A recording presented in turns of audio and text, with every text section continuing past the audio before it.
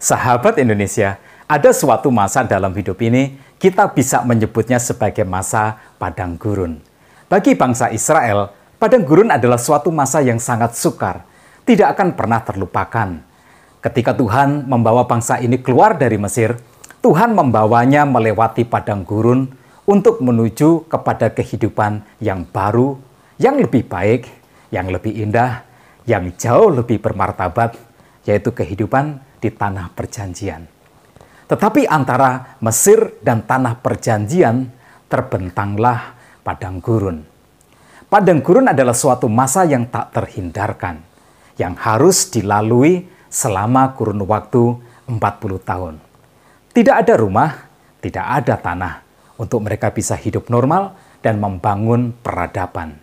Semua serba darurat, tetapi itulah suatu masa yang harus mereka lalui.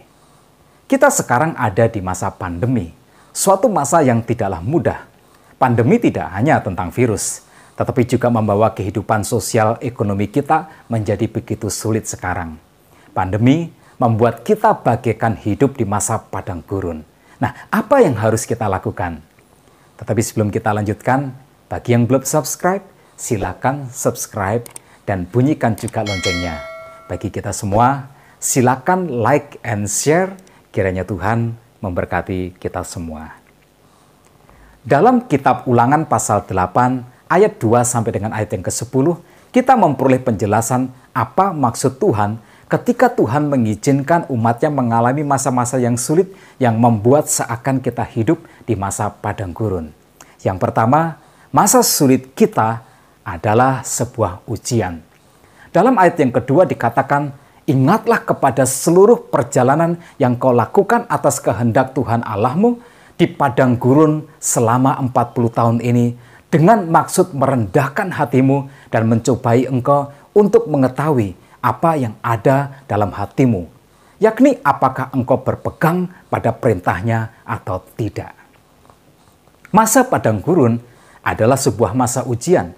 Semua kesulitan dalam hidup ini Tuhan maksudkan sebagai sebuah ujian. Apakah di dalam keadaan hidup kita yang sulit, kita masih percaya kepada Tuhan? Masihkah kita bersyukur kepadanya? Masihkah kita setia? Apakah nama Tuhan masih tetap indah bagi kita? Apakah kidung pujian tentangnya masih mengalun merdu di dalam hatimu?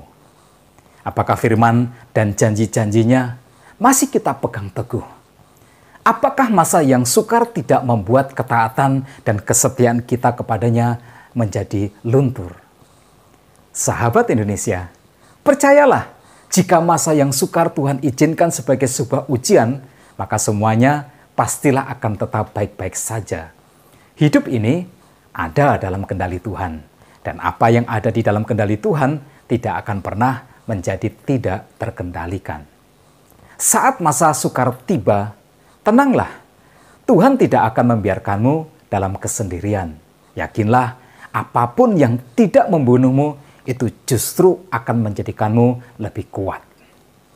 Jadikan masa yang sukar sebagai sebuah tantangan, bukan sebagai sebuah rintangan. Engkau harus lulus dari ujian iman. Tetaplah melekat kepada Tuhan. Tetap percayalah kepadanya. Lakukanlah yang terbaik di dalam hidup ini. Biarkan hidupmu dituntun olehnya untuk melewati masa-masa sulitmu. Pastilah Tuhan memberikan kepadamu pertolongan.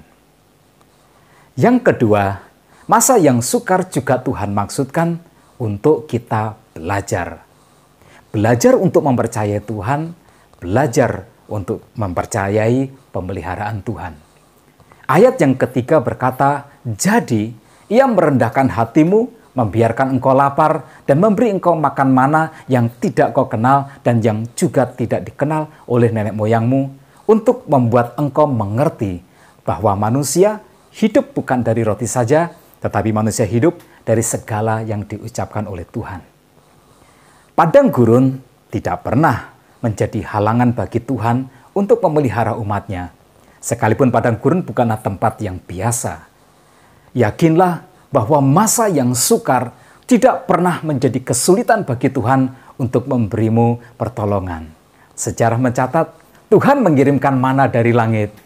Mana adalah semacam bahan roti yang tiba-tiba saja tersedia selama 40 tahun itu di padang gurun. Sebelumnya tidak pernah ada dan sesudahnya pun juga tidak ada lagi. Sehingga 2 juta lebih umat Tuhan terpelihara di masa di mana semua serba tidak tersedia. Sahabat Indonesia, yang kita perlu belajar di masa yang sukar adalah keadaan yang sulit tidak pernah menjadi kesulitan bagi Tuhanmu untuk memberikan kepadamu pertolongan. Janganlah ragu, tetaplah terus percaya kepadanya. Tetaplah hidupmu berada di bawah pimpinannya.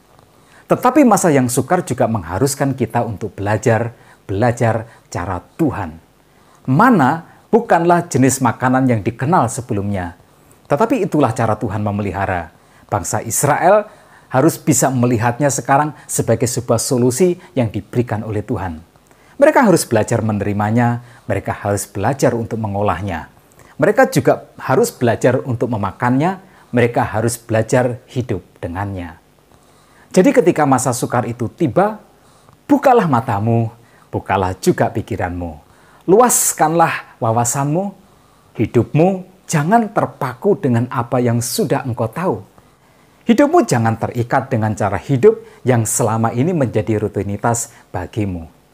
Izinkanlah engkau mencoba cara-cara yang baru. Biarkan Tuhan menuntunmu menemukan solusi yang juga baru. Dalam ayat yang keempat sampai dengan ayat yang keenam, dikatakan pakaianmu tidaklah menjadi buruk di tubuhmu, dan kakimu tidaklah menjadi bengkak selama 40 tahun ini. Maka haruslah engkau insaf bahwa Tuhan Allahmu mengajari engkau seperti seseorang mengajari anaknya. Oleh sebab itu, haruslah engkau berpegang pada perintah Tuhan Allahmu dengan hidup menurut jalan yang ditunjukkannya dan dengan takut akan Dia. Sahabat Indonesia, masa yang sukar adalah masa untuk kita belajar. Masa yang sukar justru akan menempamu. Masa yang sukar justru akan membentukmu menjadi pribadi yang hebat. Pribadi yang bisa melihat peluang di situasi yang tidak memungkinkan. Pribadi yang bisa melihat kesempatan di keadaan yang tidak memungkinkan. Masa yang sukar mempunyai caranya sendiri untuk kita bisa hidup di dalamnya. Kata yang penting untuk kita bisa belajar di masa yang sukar adalah 3 kata ini. Yang pertama, upgrade. Yang kedua, move on. Dan yang ketiga, teachable. Upgrade-lah dirimu. Einstein pernah berkata, yang namanya kegilaan adalah melakukan hal yang sama berulang-ulang, tetapi mengharapkan hasilnya berbeda. Ketika keadaan menjadi sulit, mengapa kita tidak mengupgrade diri? Sebab bukankah keadaan sudah tidak lagi sama? Kata penting yang kedua adalah move on. Move on-lah dari cara-cara hidupmu yang lama. Sama seperti bangsa Israel harus move on dari Mesir dan cara kehidupan di Mesir, begitu juga dengan kita.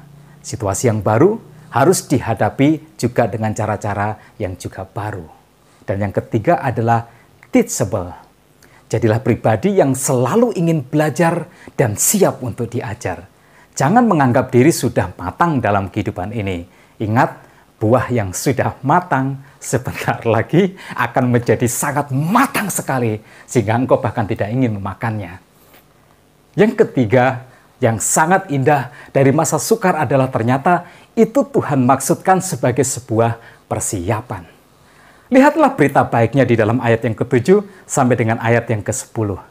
Sebab Tuhan Allahmu membawa engkau masuk ke dalam negeri yang baik, suatu negeri dengan sungai, mata air, dan danau yang keluar dari lembah-lembah dan gunung-gunung.